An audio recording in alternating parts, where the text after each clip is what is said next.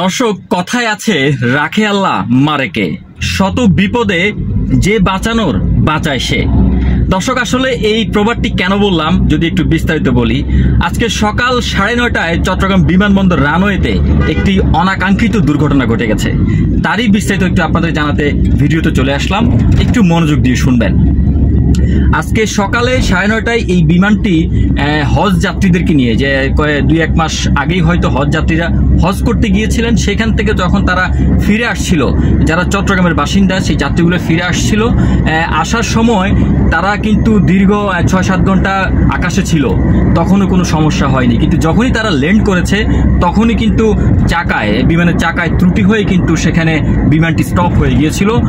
তখন এই যে যাত্রীরা কিন্তু, দেখুন, আমরা যাত্রীর সাথে কথা বলেছি, যাত্রীরা কিন্তু একদম ভয় পায়নি, কারণ তারা আল্লাহওয়ালা লোক, আল্লাহকে ভালোবাসে, সেই কারণে তারা কিন্তু একদম ভয় পায়নি। আর ভয় অবশ্য না পাওয়ারই কারণ যেহেতু তারা আকাশে যখন ছিল তখন কিন্তু তারা বুঝতে পারেনি বিমানে কোনো ত্রুটি হয়েছে, বা তখন কোনো ত্রুটি হয়ওনি।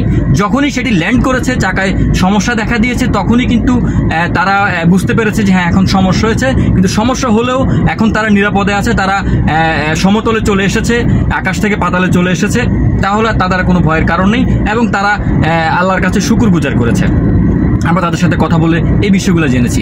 যদি একটু বলি, এই যে বিমানটি ছিল BG-138 নামের ফ্লাইটটি, এই ফ্লাইটটি এখানে যখন ল্যান্ড করেছে তখন চাকায় সমস্যা হয়েছে এবং তাৎক্ষণিক 2 ঘন্টা লেগেছে এটি সারতে। তাৎক্ষণিক কিন্তু তখন এখানকার যে ইঞ্জিনিয়ার বা প্রকৌশলীরা ছিল, বিমান যারা রক্ষণাবেক্ষণ ঠিকঠাক করে, তারা চলে এসেছে। তারা 2 ঘন্টার বিনিময়ে তারা কিন্তু সেটি সারিয়ে নিয়েছে এবং পরবর্তীতে বিমানটি অ্যাপ্রনে নিয়ে গিয়েছিল এবং বোর্ডিং ব্রিজ দিয়ে যাত্রীদেরকে নিরাপদে পার করে দিয়েছে। তারা এয়ারপোর্ট থেকে বের হয়ে তারা নিরাপদে তাদের বাড়িতে চলে গিয়েছে।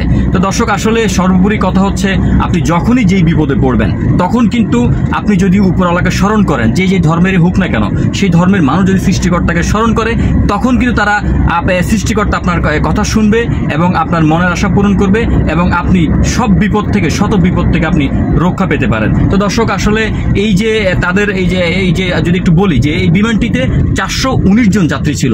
এই যদি আজকে আল্লাহ না করুক, যদি আজকে একটি ঘটনা হয়ে যেত, তাহলে এই 419 জন যাত্রীর পরিবার এবং এই যে গোটা দেশের একটি সুনাম নষ্ট হতো এবং 419 জন পরিবার কিন্তু তারা আজকে নিঃস্ব হয়ে যেত এবং আমাদেরও কিন্তু কর্মব্যস্ততা বেড়ে যেত।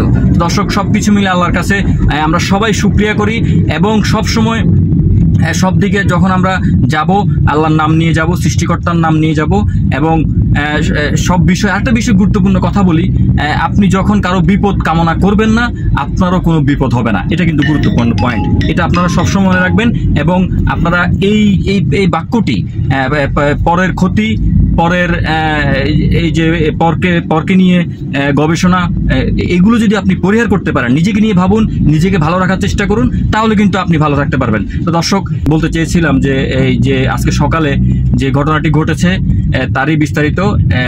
এরকম আরো অনেক খবর নিয়ে আপনাদের সাথে থাকবো। সেই পর্যন্ত সাথেই থাকবেন, পাশেই থাকবেন।